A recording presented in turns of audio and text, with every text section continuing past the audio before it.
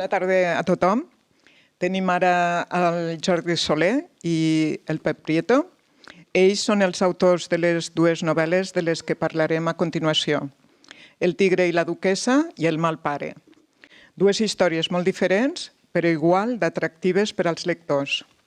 Comencem amb el Jordi Soler. Ell és periodista i escriptor. Ha publicat diversos llibres com Telemania, las 500 mejores series de televisión de nuestra vida, La nit de Dambala o Operació Judes. Bé, i ara, Jordi, ens portes una... Hola, bon dia, bona tarda, millor dit. I ara, Jordi, dic que ens portes aquesta novel·la negra, El tigre i la duquessa, que des que la comences no es pot deixar. S'inicia amb un cadàver sense massa preàmbuls, el d'una noia jove i guapíssima, la Vicky Martí, assassinada al vell mig de Barcelona, i també l'aparició d'una mossa d'esquadra, l'Elsa Giralt, que no està passant per un bon moment. Un inici impactant, sens dubte, i a partir d'aquí podríem pensar que l'acció tirarà endavant i que la mossa esbrinarà què ha passat. Però no és així, perquè jugues amb dos plans temporals, no? Exacte. I bé, explica una mica aquests dos moments. Què és el que passa mentre ens parles del present i del passat? Com es va desenvolupant la novel·la? A veure, jo quan em vaig plantejar el llibre, un dels reptes que em vaig voler plantejar va ser això, en comptes de fer una estructura lineal a l'ús, començar per la meitat de la història i fer un capítol que t'expliqués com havia arribat la Vicky Martí allà i un capítol que t'expliqués què passava a partir d'aquell moment, no? Que això et planteja un repte perquè ha de ser un llibre molt simètric, és a dir, necessites el mateix número de capítols per un cantó que per l'altre, has de muntar tota l'acció en funció d'aquesta manera d'avançar, però també et permet reservar-te alguna informació que d'una altra manera no la podries donar en el moment que et convé i d'aquesta forma sí, no? Llavors, bueno, no havia fet mai res així, jo soc molt cinèfil, vaig pensar una mica en el Tarantino i vaig dir, vaig a fer la meva història així, no? I així vaig muntar la novel·la, començant des de la meitat i fent un capítol... Clar, una mica el repte també era que el lector ràpidament entengués que el que li estaves explicant una cosa era anterior i l'altra era posterior, no? Però crec que això ho he aconseguit bastant i que la gent no es perd. Sí, jo he de dir que això ho fas amb una gran habilitat i precisament et volia comentar que com a lectora, o sigui, no et perds en cap moment, no? No ofereix cap dificultat al lector per anar seguint la història. I aleshores crec que és una manera molt original de com ens vas donant aquesta informació del que li ha passat a la Vicky i altres personatges. La novel·la també juga amb dues accions, perquè hi ha per una part la mort de la Vicky, però per l'altra també hi ha un robatori en una joieria del Passeig de Gràcia. Explica'ns una mica les dues trames. Bueno, aquí hi ha dos elements importants que són això que tu dius, no? Per un cantó la Vicky, per l'altre cantó els Pink Panthers, aquesta banda d'atracadors europeus que són absolutament de pel·lícules, és Fast and Furious, els Pink Panthers. Són molt dolents, Són molt bons. Els seus són molt bons. Home, a veure, eren una gent que, clar, jo els vaig descobrir amb un documental a la televisió i em van fascinar. Em va fascinar tot el que explicaven. Entrar i sortir en una joieria en 60 segons, emportar-se 40 milions d'euros. Vaig anar llegint, vaig descobrir que hi havia hagut una vegada a Cannes que un tio sol va entrar en una fira de joies i es van portar 100 milions d'euros. Un de sol, ahir. I clar, vaig pensar, després vaig anar veient, vaig trobar un reportatge al New Yorker fabulós, que em va fer molta enveja com a periodista, perquè és un tio que es va poder permetre viatjar per tot el món seguint-los la pista i després fer un article de 50 o 60 folis i publicar-lo en una revista de primer ordre i explicar com funcionaven. A mi com a font d'informació em va ser inapreciable. Clar, llavors, jo volia escriure sobre aquesta gent. Vaig trobar documentals a la tele, vaig veure que havien fet còmics, vaig veure que havien fet una sèrie de televisió, però ningú havia escrit una novel·la i jo vaig pensar que aquesta gent es mereixia una novel·la i la volia fer, no?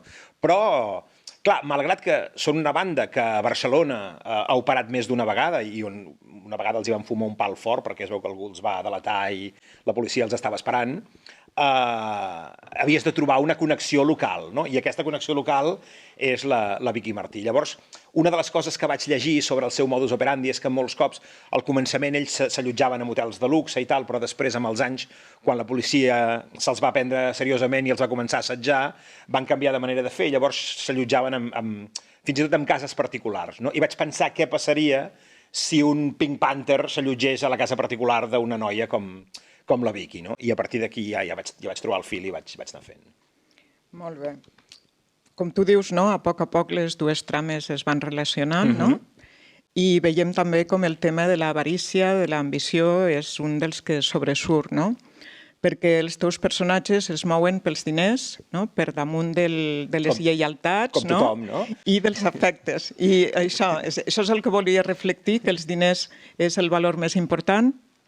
Els diners, el sexe, en aquest cas, són dos. Sí, el sexe també té un paper important, no? Per desgràcia, són dos dels motors que mouen el món, no? Llavors no anem a ignorar un element com aquell. Llavors, clar, és evident, els diners i el sexe estan aquí i desencadenen moltes circumstàncies. És una novel·la d'acció, però he de dir que els personatges també m'han captivat, no? Sobretot els personatges femenins, i per damunt de l'Astana o de l'Elsa, el que més m'ha agradat és el de la Vicky Martí, no? El de la Vicky Martí és una mica, t'ho deia abans, com un símbol de la... no sé, d'aquesta insatisfacció, no?, que tots portem a dins. No sé què en penses d'això. Sí, segur que té una part d'això, no? És una persona bàsicament ambiciosa, és a dir, ella vol ser rica. Bueno, és una treballadora de Mercadona, no?, i vol ser milionària. És una noia de classe baixa que vol ser rica i que sap que el seu únic camí per ser rica és lo guapa que és, no? Llavors no té cap escrúpol en fer servir la seva bellesa per arribar al seu objectiu, no? I cap escrúpol vol dir cap escrúpol. Però jo no la jutjo gens, a la Vicky, jo l'entenc perfectament, cadascú té les armes que té i, de fet, en algun moment del llibre fins i tot ella fa una reflexió sobre això, no? Què passa amb els que són molt intel·ligents? Ningú els hi posa cap pega, en canvi els que són molt guapos són molt superficials, no? Bueno, ser molt guapo, hi has d'haver nascut, però llavors tu has de currar, igual que el que és molt intel·ligent. Si neixes molt intel·ligent i no treballes, doncs no arribes enlloc, i ella, en lo seu, s'ho treballa, no? Llavors, jo ja et dic, intento no jutjar-la gens, a la Vicky. Llavors també hi ha un altre element, com et deia abans, jo vinc molt del món del cinema. Recordo que vaig llegir una vegada una entrevista que li fa el Truffaut al Hitchcock, i el Hitchcock li explica que ell és capaç de fer una pel·lícula només perquè té una imatge al cap. I llavors ell, partint d'aquesta imatge, li busca una història que pugui allotjar aquesta imatge i a partir d'aquí doncs fa una pel·lícula, no? I a mi em va passar una mica això, és a dir, jo tenia la imatge de la Vicky morta, assentada amb un somriure molt inquietant, que planteja molts dubtes, no? És a dir, per què aquesta noia que ha aparegut morta, assentada perfectament en un banc, perquè a sobre somriu, no? És la pregunta que es fa tothom i que no es contesta fins al final de la novel·la. És una novel·la de personatges, creus tu? Jo funciono molt a partir dels personatges, és a dir, els personatges... també, suposo que per això que us deia de la meva afició al món del cinema, jo faig un cast al començament, a cada personatge li aplico un físic, i aquests físics i aquesta forma de ser els personatges, aquesta aparença externa, em porta a construir-los d'una manera determinada, no? Que crec que és molt el que fan els directors de càsting, és a dir, ells escullen un personatge que té un determinat look, perquè amb aquest look li diu alguna cosa a l'espectador, no? Amb novel·la no és així exactament, però per mi sí que em funciona. Llavors, sí, jo funciono molt a partir dels personatges, molt. I el teu preferit quin és, en aquesta novel·la? Clar, el meu leitmotiv era la Vicky. Aquesta era el motor de tot, no? El que passa és que hi ha un altre personatge que se'n va anar guanyant a poc, que és el del detectiu, el Harry Cranston, que el vaig haver de posar... És un personatge que li poso perquè t'expliqui com és el tema del contraban de diamants, que és una de les coses que fan els Pink Panthers, no? És a dir, molt bé, robes 100 milions d'euros en diamants, però després n'has de fer alguna cosa, els has de fer circular, els has de vendre, com funciona això? On portes 100 milions d'euros perquè te'ls col·loquin, no? Llavors, això ho vaig trobar en diferents fonts, però necessitava explicar-li al lector sense fumar-li el rotllo del narrador explicant-te una cosa. I llavors, a partir d'aquí va sortir el personatge, li vaig anar donant vidilla vaig trobar un físic que em suggeria coses i a partir d'aquí em va anar guanyant i sí que és veritat que al final el Cranston i jo ens hem fet molt amics. Pel que comentes, Déu-n'hi-do la documentació que has fet en aquesta novel·la, no? De vegades a les novel·les negres diem no en tenim de documentació, no? Tot és inventat. Però aquí Déu-n'hi-do pel que estàs dient. Mira, tot el que explico dels Pink Panthers no m'invento res.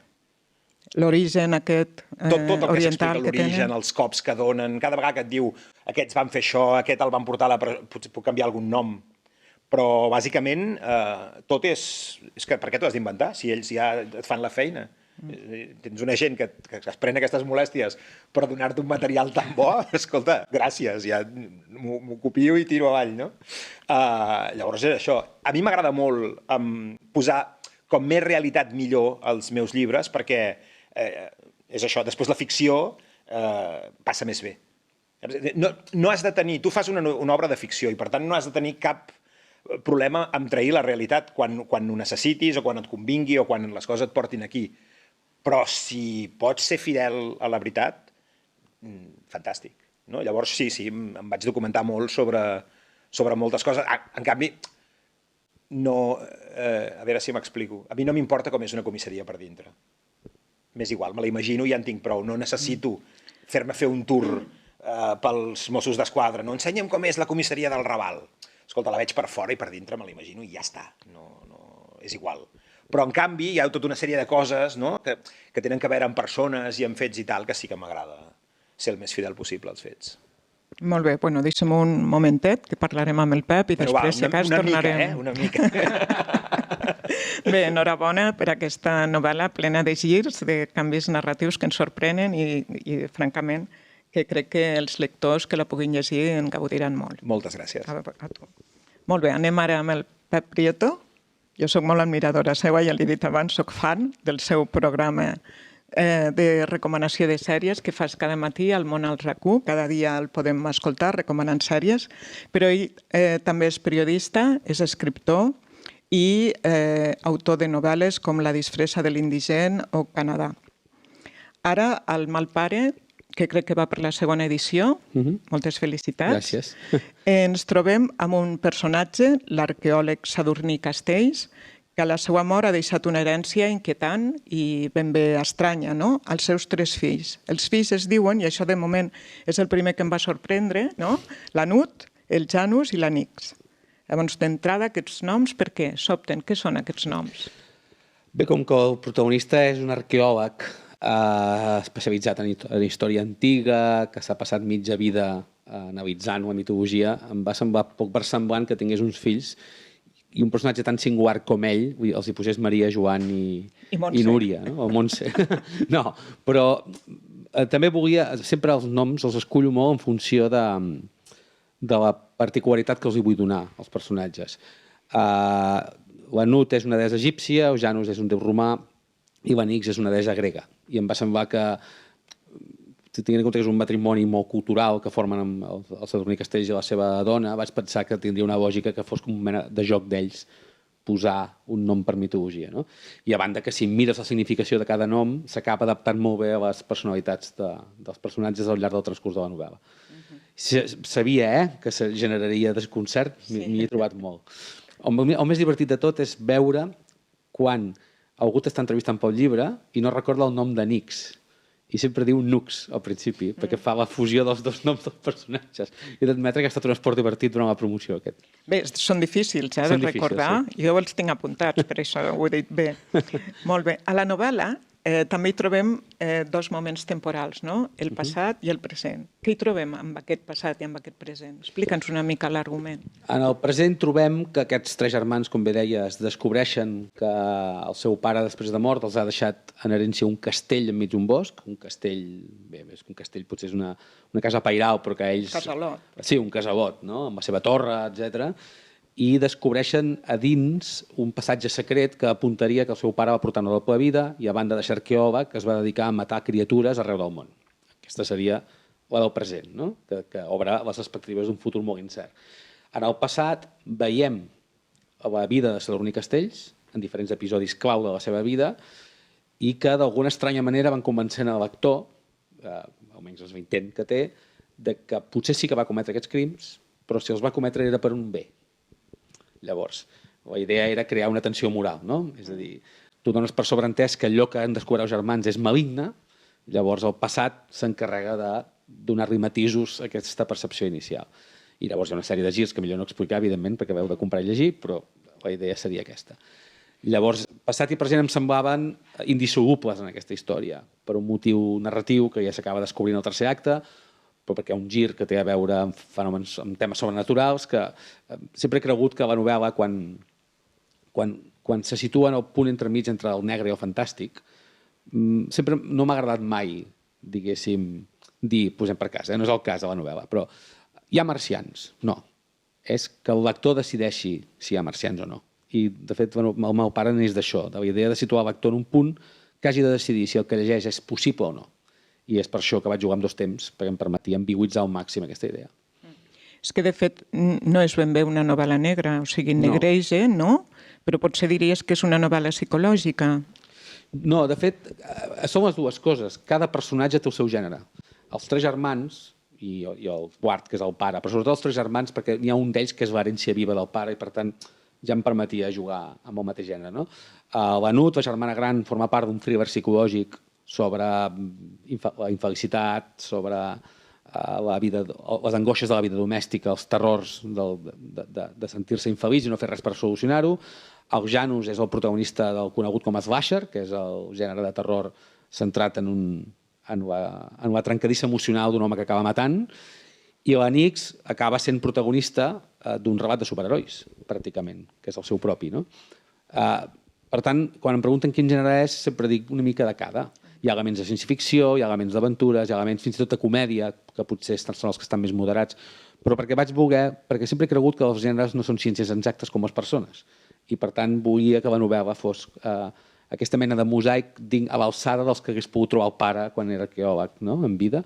Volia que el lector tingués... O sigui, que el suspens emanés a vegades de la falta de definició del llibre, més que no de l'etiqueta que se li podia arribar a posar. No? T'he de dir que em va sortir, crec, millor del que jo m'esperava, perquè llavors, quan veig comentaris sobre el llibre, m'adono que el desconcert que a mi... És a dir, jo vaig patir molt per fer-lo, perquè tenia molta por de descompensar el llibre, narrativament, els personatges, i en canvi veig que ningú em retreu la falta d'una fórmula concreta. No? Per tant, bon senyal. Bon senyal. Perquè ens introdueixes també dins de la foscor de les relacions humanes, no? Aleshores, el sadurní aquest, de portes enfora, és un home respectat, és un home admirat, però, clar, amb la seva família és un home fred i és un home distant. Això és molt català, t'he de dir. Sí? Jo crec que som una societat, bé, català i europeu, majoritàriament, no? Però és veritat que jo soc de Girona, que és una ciutat petita, on és molt fàcil, crec, detectar aquesta diferència entre la vida pública i la privada, no? Potser en ciutats molt més cosmopolites és més difícil de percebre, però quan vens d'una ciutat petita amb ànsies de capitalitat, és el que et trobes, no? Molta doble moral, allò que saps aquella famosa expressió d'anar a missa els diumenges i anar al bordell entre setmana? Doncs és una mica aquest concepte. Llavors, ho vaig centrar en classes altes i en famílies benestants, perquè crec que sempre he cregut que l'exercici del mal ha de ser molt més fàcil si tens recursos. Si ets pobre és una necessitat, potser a vegades, del mal. En canvi, si ets poderós, el mal és un caprici, te'l pots permetre. Per això els protagonistes són com són. I, de fet, al fil de la teva pregunta, crec que no hi ha major terror que el que t'emana dins de casa. És a dir, el terror exterior, d'alguna manera, el pots interpretar com a dual, però el que et ve de dins de casa diu molt de tu, no? I per això vaig voler explorar aquests racons obscurs que deies. Això que dius ara ho tenia apuntat per més endavant, perquè, clar, és un tema molt actual, no? Perquè ara que hi ha hagut el dia contra la violència masclista, precisament el que s'ha comentat és que és a casa on a vegades és on trobem el terror, no? L'horror de la persona en la que convius. És la persona que et fa, diríem, viure malament o que t'està maltractant, no? Llavors, aquesta idea teua de que la maldat està a dins de casa, doncs és una mica que la podem fins i tot traslladar al que ha passat aquesta setmana, no? O al que es denunciava aquesta setmana. Jo el que et volia dir és que la casa, no? D'alguna manera que els hi deixa, o el casalot que els hi deixa a la seva mort, també és el símbol de la maldat, no? Totalment. I la paraula herència, més que mai, no? Obliga aquests tres germans a decidir qui era ell. I hi ha qui decideix combatre'l combatre la idea que representa i aquí decideix seguir-la, no? Fixa't, és una mena de concepte sectari aplicat a la família. Jo us mostro la meva veritable cara i heu de decidir qui sou. O sigui, aquest home, malgrat ell creure que ho feia per un bé, o autoconvèncer-se que ho feia per un bé, en el fons és una maldat molt pura, no? Perquè no té problemes fins i tot a establir aquest llegat als fills. Abans parlaves d'això de la setmana i de la dona. És un dels temes clau del llibre. És a dir, el personatge de l'Anix, que fa germana petita, és una persona que la van viuar d'adolescent i que a casa seva mai diuen la paraula violació. Sempre parlen de l'incident. I ella decideix rebel·lar-se contra l'eufemisme. Ja n'hi ha prou. No va ser un incident, va ser una violació que em va portar unes conseqüències. No? I el pare, fixa't, no? Algú capaç dels terrors més màxims és justament qui fa aquesta perversió del llenguatge dins la casa. No? Vaig voler explorar tots aquests elements perquè, fixa't, quan els monstres que ens acompanyen des de petits, on viuen? Sota el llit, viuen a l'armari, és a dir, dins, tots per definició. I crec que la figura del pare, més que la de la mare fins i tot, no? La mare, fins i tot per paternalisme, a la mare s'havia atorgat un paper més guaridor, però el pare històricament ha estat una figura més autoritària. No? És el personatge, és el vòrtex de les cases. I això també ho vaig voler trencar una mica, no? Aquesta idea de que el pare és el refugi. No, el pare pot ser terrible i pot ser fins i tot el mirall de les teves febleses. No? I per això cada personatge té una relació molt particular amb el seu pare en aquesta història. Bé, alhora també desmitifiques una mica la família, no? La institució familiar la desmitifiques del tot. Bé, és que els que venim d'una família desestructurada mai ho hem viscut com a un concepte ferri. No? Quan tu convius amb germans de diferents pares i mares, marits de la teva mare que entren i surten de casa... A veure, no vull que us penseu que la meva mare era en Groucho Marx, però sí que és veritat que, bé, va ser una vida atípica, no? I per tant, després tu ets pare i després sí que potser articules un tipus de vida o esmenes coses de la teva vida personal que abans et semblaven la mare de normals, no? Però és veritat que no... Sempre he cregut que el concepte de família és molt obert. És a dir, tècnicament passes més hores amb els teus amics a la vida segurament que amb els teus parents sanguinis. Jo aquí també volia trencar aquesta idea, no? De que la família és com una mena de... I això és, torno a dir-te, és un concepte també molt de classe alta. És, no? Perquè hi ha aquella idea del llegat material, que és curiosíssim, com es recull la gent. Hi ha un moment d'un funeral al llibre on veus, no? És com una mena de gincama de parents drets enmig d'un espai. L'Anut mira l'espai i diu, això sembla un berenar de parents que feia molt que no vèiem. No? I és veritat. La gent es reuneix per Nadal i pels funerals. Però fixa't, durant l'any, durant l'incident de l'Anix, no apareix cap parent. Vaig voler fer un contrast ritualístic. No? Quan hi ha mort i tragèdia, no hi ha parents, excepte la pròpia ritualística. Quan les coses van mal dades, però quan hi ha un homenatge al pare i allà sí que hi és tothom. No? Volia jugar amb aquests contrastos, que crec que són molt inherents a la nostra societat i és veritat que generen a vegades un estil de vida molt virtual, no? Molt virtualitzat. Molt bé. Bueno, doncs, enhorabona també per aquesta novel·la. No? I mira, aquests dies jo he estat llegint un llibre de l'Stephen King que es titula Memòries d'un ofici, escriure, i ell parla que de vegades qualsevol petita idea, no? Una conversa en un bar, una baralla al metro, doncs li sorgeix la idea d'un nou llibre, no? Ja sigui de Misery, que parlàvem abans, o d'altres. No? Llavors jo us volia preguntar, en el cas d'aquestes novel·les, quina va ser l'espurna que d'alguna manera vau pensar, mira, d'aquí en surt una història. Quina va ser? Jordi? Bueno, jo ja t'ho he dit una mica abans. Hi ha dos elements, no? Per un cantó, aquesta imatge que tenia de la Vicky, no? Col·loca un personatge al mig de Barcelona amb una incògnita tan forta com per què està somrient quan està morta, no? I per l'altra banda, el descobriment de la banda dels Pink Panthers, que em va semblar que donava moltíssim per una història, no? A mi em van fascinar molt uns tios tan audaços, tan bons en la seva feina, mai fan mal a ningú, sempre criden, sempre mostren armes, sempre trenquen coses, però jo no vaig veure ni una sola vegada que haguessin causat un mort o un ferit en un atracament, ni tan sols que haguessin disparat una arma. O sigui, tenen prou intimidant, i en canvi ells tenen un passat violentíssim, no? És el pitjor de la guerra dels Balcans, són hereus de lo pitjor de la guerra dels Balcans, però quan s'han reconvertit en atracadors no no utilitzen la violència excepte com a forma d'intimidar, no? Llavors, això em va semblar que pareixia molt una història. A mi em va atrapar de seguida. Doncs mira, jo vaig tenir dos referents. Un és, quan jo era petit, la meva àvia m'amenaçava sempre que quan em portés malament, que era sovint, que em tancaria al quarto fosc. Quarto fosc era una habitació que hi havia al pis de renda antiga dels meus avis a Girona, que a més se li deia quarto, no sigui, no habitació, quarto fosc. Llavors, aquesta amenaça va palpitar amb mi durant anys. De fet, quan van morir els meus avis i vam deixar la casa, me'n recordo d'anar a buscar uns vinils i encara vaig fer aquella última mirada, això de 22 anys, vaig mirar el quarto fosc i encara vaig recordar la por que em havia fet. No? I aquesta idea em va palpitar i tenia moltes ganes d'escriure sobre els nostres quartos foscos. No? I l'altra referència, quan la dic, la gent em mira raro, però és Batgirl. És la versió femenina de Batman, dels còmics, que a més és un personatge que m'ha fascinat sempre, i volia... I em vaig inventar... En versió Bàrbara Gordon o l'altra? Una mica de cada. De fet, la personatge de la Nix és Batgirl.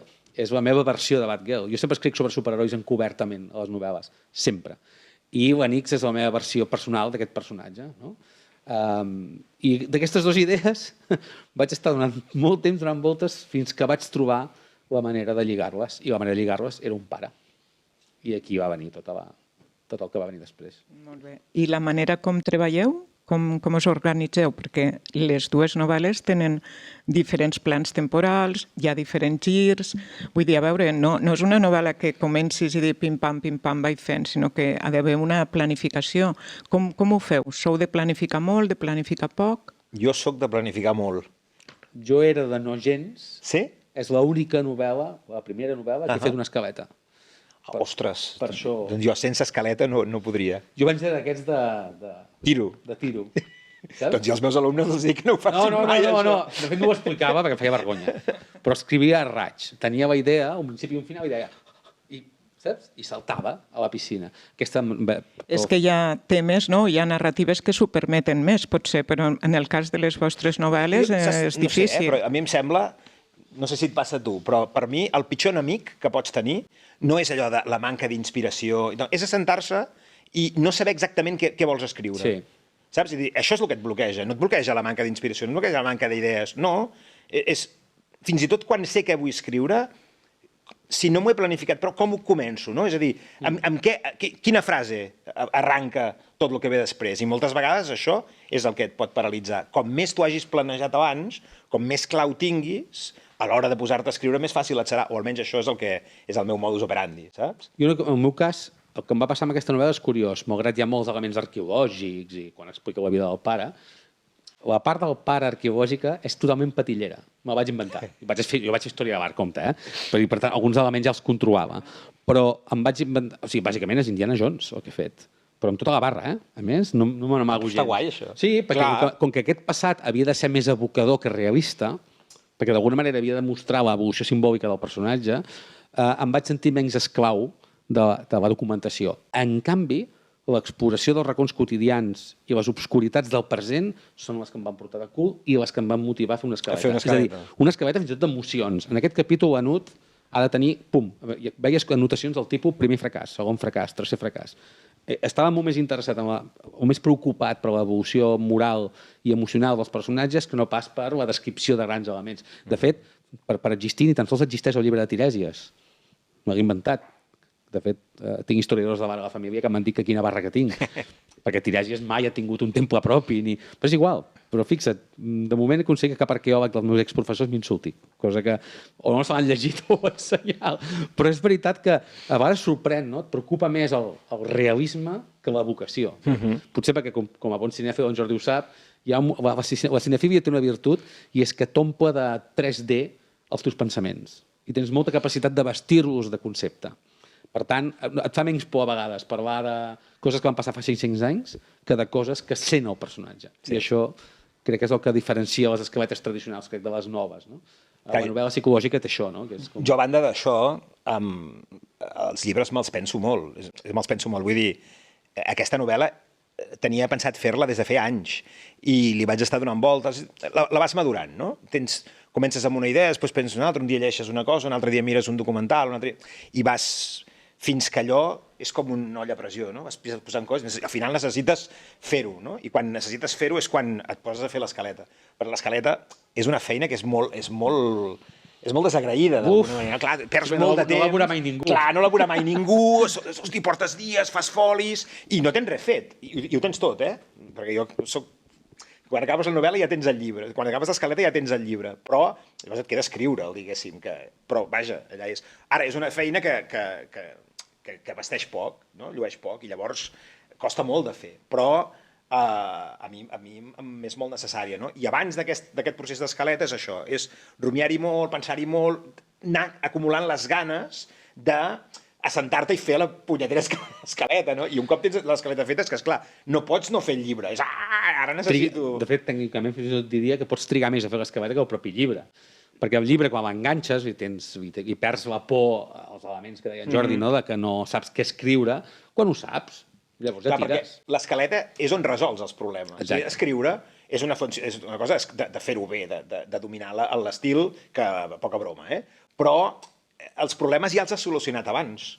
És a dir, com ho faré això, què posaré aquí, què passarà, ja ho he solucionat abans. És a dir, ja m'he matxacat el cervell per aconseguir que això em quadri. A partir d'aquí em toca escriure-ho, no? Llavors, clar, com que l'escaleta te resol els problemes, quan arribes al moment d'escriure'l, t'has de dedicar a que quedi maco. Sí, sí. Bueno, diuen que escriure una vegada la tens pensada que no hauria d'anar més enllà de 3 o 4 mesos. Després ja vindria la reescriptura o la correcció, però en 3 o 4 mesos, no sé si vosaltres ho vau fer en 3 o 4 mesos. Justament això vaig trigar. 3 o 4 mesos i mig. Sí. Després veia la part de la correcció que és la podem... pitjor per mi, Que podem jo estar... De tots els estadis, per mi és el més feixuc. Perquè, primera, per la por aquella, que allò va a missa, no? Quan ho entregues. Sí.